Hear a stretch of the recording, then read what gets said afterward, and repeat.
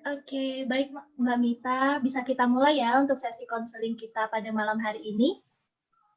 Ya, bisa, Mbak. Oke, jadi sekarang Mbak Mita udah boleh nih ceritakan apa yang membuat Mbak Mita memutuskan untuk datang ke proses konseling ini. Jadi gini, Mbak, selama pandemi ini kan perkuliahan saya biasanya tuh tatap muka. Nah, sekarang tuh jadi daring, semuanya serba online. Dan saya menemukan banyak sekali masalah terlebih lagi dalam hal perkuliahan, Mbak, seperti tugas-tugas itu yang nggak selesai. Belum lagi tugas di luar perkuliahan gitu, Mbak. Oke, gitu ya Mbak ya. Jadi sekarang Mbak Mita masih dalam proses adaptasi ya untuk perkuliahan daring ini? Nah, iya, Mbak, benar sekali begitu. Oke Mbak Mita, lalu apa nih tujuan Mbak Mita mengikuti proses konseling ini? Tujuan saya bisa lebih memanage waktu sih, Mbak, sehingga bisa istirahat yang cukup dan nggak malas-malesan lagi ngerjain tugas. Oke, Mbak Mita. Kemudian apa yang Mbak Mita rasakan saat menjalankan perkuliahan daring ini, Mbak? Saya merasakan jenuh banget, Mbak, saat ini. Oke, jenuh yang seperti apa, Mbak, yang dirasakan?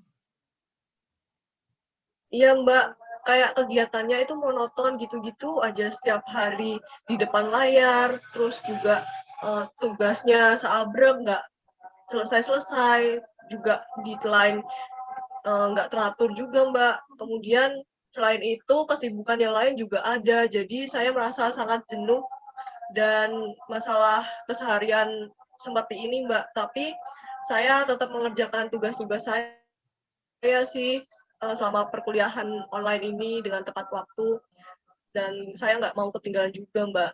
Oke, jadi dengan perkuliahan online ini, Mbak Mita kurang mempunyai waktu luang ya untuk beristirahat sejenak begitu ya, Mbak ya? Nah, begitu, Mbak, benar banget itu. Oke, kemudian perasaan apa lagi nih, Mbak, yang Mbak Mita rasakan?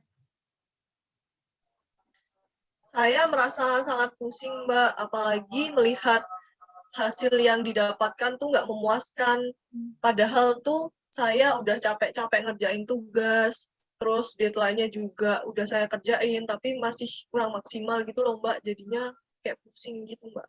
Oke, jadi Mbak Mita merasa kecewa ya dengan hasil dari kerja keras Mbak Mita itu? Iya, bener, Mbak. Saya tuh kecewa banget udah capek-capek gini, tapi nilainya juga seadanya gitu. Oke, iya Mbak. Jadi saya juga bisa nih merasakan yang Mbak Mita rasakan. Sudah hektik dalam mengerjakan tugasnya, namun hasilnya tidak sesuai dengan apa yang kita harapkan. Iya, Mbak, nyesek banget kan ya, Mbak? Apakah setiap mata kuliah Mbak Mita hasilnya itu mengecewakan, Mbak? Iya, Mbak. Hmm, Menurut saya nggak maksimal banget gitu loh, Mbak, saya ngerjainnya. saya juga pernah Mbak mendapatkan hasil yang tidak sesuai dengan apa yang saya harapkan. Oh, begitu ya, Mbak? Hmm. Oke, kemudian apa dampak yang terjadi pada diri Mbak dari perkuliahan daring ini, Mbak? Dampaknya untuk saya tuh, saya bisa malas gitu untuk ngerjain apa-apa, Mbak, jadinya. Karena saya pikir juga saya gagal saat melihat hasilnya yang jelek-jelek terus. Jadinya saya malah males ngerjain, Mbak. Oke, namun saya perhatikan Mbak Mita saat bercerita tidak menatap ke arah saya nih dan sedikit gelisah seperti tidak ingin bercerita dan tidak nyaman dengan saya. Apakah seperti itu yang Mbak Mita rasakan? Oh, enggak kok, Mbak. Bukan seperti itu. Maaf ya, Mbak. Saya sangat nyaman kok bercerita dengan Mbak. Tapi saya masih kepikiran dengan deadline saya, tugas-tugas saya tuh banyak. Takutnya nggak terselesaikan semua gitu loh, Mbak. Terima kasih ya, Mbak, sudah memperhatikan saya sampai detail-detail banget. Oalah, seperti itu ya Mbak ya. Jadi saking takutnya sampai selalu kepikiran ya Mbak ya. Namun syukurlah jika Mbak Mita merasa nyaman gitu. Oke Mbak Mita, tadi Mbak Mita baru saja nih menceritakan bahwa Mbak Mita tuh malah menjadi malas ya Mbak dari perkuliahan dari ini. Namun di sisi lain tadi Mbak Mita mengatakan bahwa masih dapat menyelesaikan tugas-tugas perkuliahan dengan tepat waktu. Oh iya ya, Mbak. Mm-mm. Jadi saya ini nggak males-malesan banget sih, buktinya juga bisa selesai tugasnya juga ya. Meski kadang tuh sedikit mepet dari deadline-nya. Iya Mbak. Nah kemudian Masih ada yang ingin Mbak Mita ceritakan? Iya ada Mbak. Nah saya tadi kan cerita kalau saya tuh selalu merasa gagal. Nah Mhm. perasaan itu malah membuat saya menjadi nggak percaya diri gitu loh Mbak. Dan merasa bahwa saya tuh tidak melakukan apa-apa. Tapi Mhm. Mbak, meski begitu saya merasa waktu dalam sehari itu kurang bagi saya dan saya merasakan kelelahan yang luar biasa banget. Oke, mungkin Mbak Mita merasa seperti itu karena kegiatan setiap harinya monoton ya, Mbak, ya. Nah, terlebih lagi nilai-nilai yang Mbak Mita dapatkan di perkuliahan juga tidak sesuai dengan ekspektasi. Iya Mbak, bener. Lalu apakah perasaan saya itu wajar dialami orang-orang, Mbak? Saya rasa hal yang seperti itu adalah hal yang wajar, Mbak. Jadi, pengalaman saya saat masih menempuh perkuliahan itu, setiap hari tanpa henti tugas perkuliahan juga datang, begitu kan, Mbak. Saya juga merasakan lelah, kecewa juga apabila gagal, serta saya juga minder gitu dengan teman-teman saya. Kok sepertinya teman-teman saya masa-masa kuliahnya tanpa ada beban, begitu. Nah, iya Mbak, sama banget itu kayak saya. Jadi saya nggak sendirian dan emang ngerasa ini wajar ya Mbak. Nah, iya benar sekali, Mbak. Jadi memang kebanyakan orang akan menjadi tidak percaya diri ketika ia melakukan suatu hal lalu gagal atau hasilnya kurang memuaskan. Oh, jadi gitu ya Mbak. Makanya saya ngerasa saya jadi kurang percaya diri gitu Mbak. Mmm, tapi jika saya lihat dari cara bercerita Mbak Mita nih, Mbak Mita sepertinya memiliki semangat yang besar untuk melakukan suatu perubahan. Wah, iya Mbak, bisa saja sih saya melakukan perubahan-perubahan itu. Iya, Mbak. Jadi kan karena semangat itu kan menjadi faktor utama nih supaya kita dapat bergerak untuk maju, misalnya untuk menyelesaikan suatu permasalahan. Nah, iya untuk menumbuhkan semangat itu caranya gimana ya Mbak? Oke, jadi sebenarnya mudah sih, Mbak. Jadi setiap bangun pagi, coba Mbak Mita tuh berpikir bahwa hari ini Mbak Mita akan lebih semangat untuk bekerja dan juga kuliah daringnya. Jadi, yakinkan diri Mbak Mita untuk bisa menyelesaikan tantangan baru di hari ini. Oh gitu ya Mbak.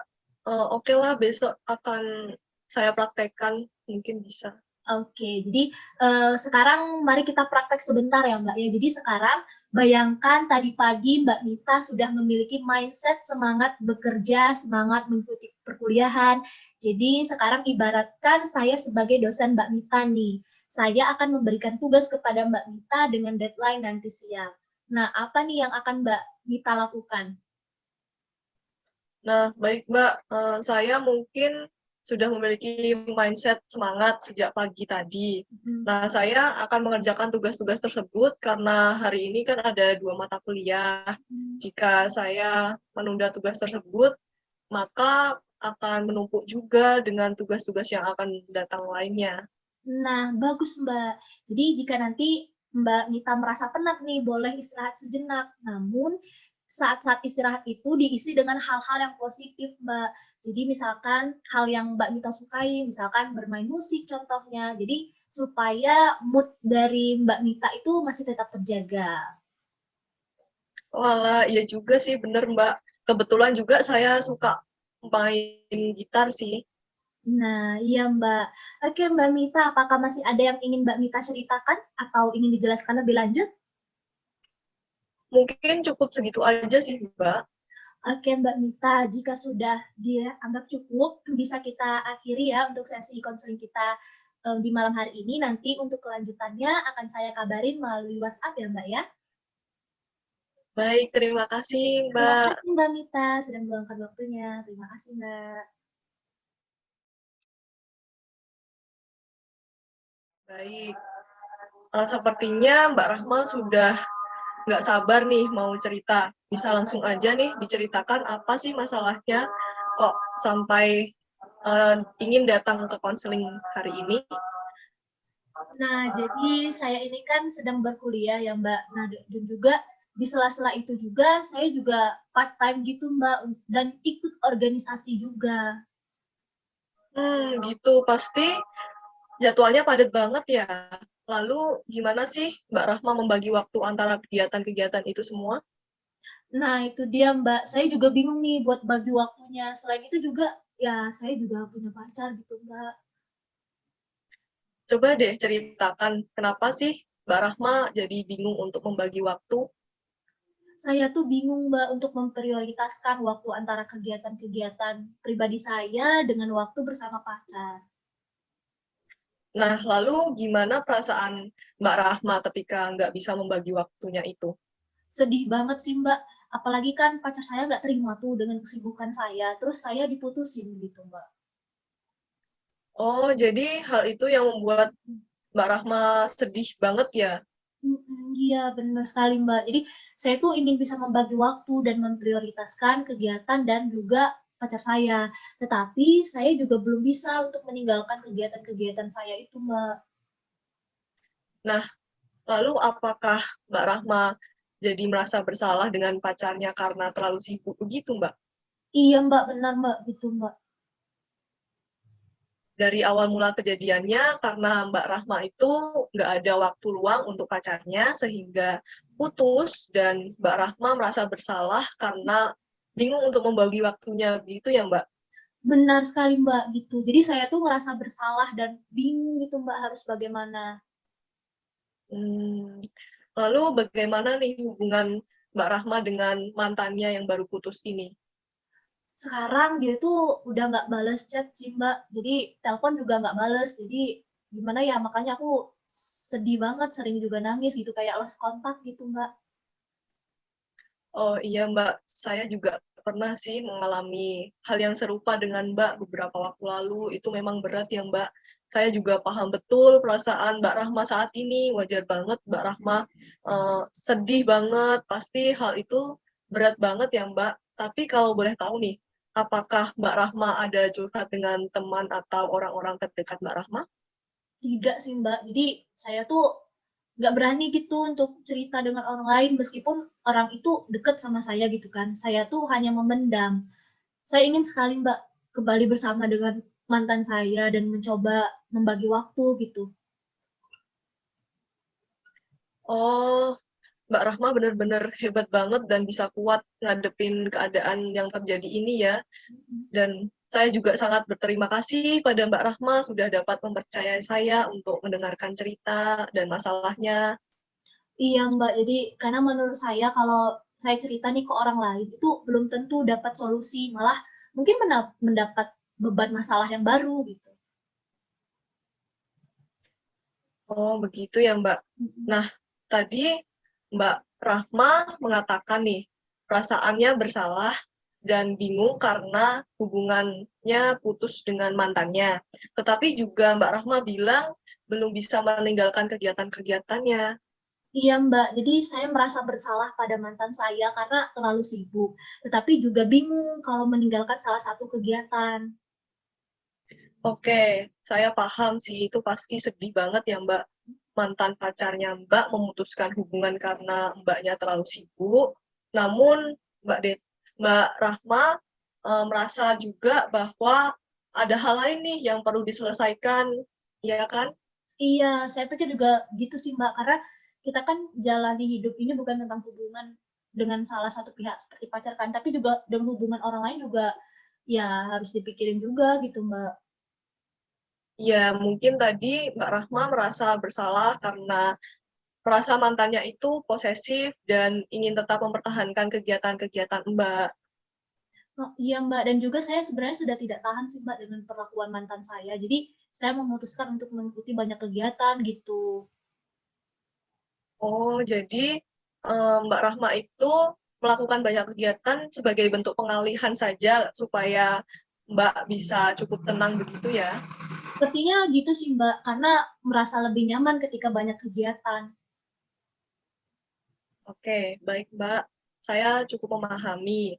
Saya dulu juga pernah nih di posisi yang sama seperti Mbak, terlalu nyaman dengan kegiatan-kegiatan saya. Tetapi selain itu juga saya menyadari kenyamanan itu harus dikurangin karena dengan begitu kita bisa lebih terbuka dan dekat dengan orang lain, menceritakan hal-hal yang tidak kita suka kepada orang lain. Semua itu bisa berproses menjadi yang lebih baik kan, Mbak? Iya, Mbak, jadi saya juga sadar sih kalau kayak gitu juga gitu. Lalu apa nih, Mbak, yang bisa mengurangi kegiatan-kegiatan saya dan lebih memahami mantan atau pacar saya kelak gitu, yang bisa saya lakukan gitu, Mbak. Ya, sebelumnya saya sangat tersanjung banget ketika Mbak Rahma sudah sangat nyaman untuk menceritakan dan terbuka terhadap permasalahan yang Mbak Rahma rasakan. Dan jika Mbak Rahma mau nih untuk merubah sikap dengan mengetahui prioritas mana yang akan Mbak dahulukan dan lakukan setiap harinya, pasti perubahan perilaku itu walaupun sedikit demi sedikit pasti bisa untuk berproses, dan saya tahu Mbak Rahma itu mempunyai keinginan yang tinggi untuk berubah. Baik, Mbak, akan saya coba untuk merubah sikap saya dan mulai untuk memanajemen semua semua aktivitas saya, dan juga saya akan coba untuk lebih memahami orang lain, Mbak, walaupun perilakunya negatif ke saya. Ya Mbak, dengan begitu juga Mbak Rahma bisa pelan-pelan nih untuk mengubah pola pikirnya. Seperti sebelum memulai mempraktekkan, saya juga nggak bisa memungkiri memang kebanyakan wanita banyak mengalami kondisi psikologis yang kurang menyenangkan dari pandangan masyarakat itu sendiri ya Mbak. Seperti dengan pandangan bahwa wanita itu harus sabar, pembawaannya tenang, dan mudah nangis. Tetapi terlepas dari pandangan masyarakat itu semua, setiap wanita itu memiliki kehebatannya masing-masing dalam menyelesaikan suatu masalah. Bukan begitu ya Mbak? Iya, betul sekali, Mbak. Jadi saya juga menyadari nih tentang pandangan masyarakat yang ya seperti yang Mbak bilang tadi. Iya, benar kan, Mbak? Tapi ngomong-ngomong nih, saya perhatikan dari tadi Mbak Rahma udah excited nih dan semakin nggak sabar untuk melakukan perubahan-perubahan ya. Iya, benar banget, Mbak. Jadi saya tuh sudah tidak sabar lagi nih untuk segera mengklarifikasi permasalahan dengan mantan saya dulu. Nah, baru itu saya mulai untuk memanajemen kegiatan-kegiatan saya. Wah, langkah yang bagus itu, Mbak.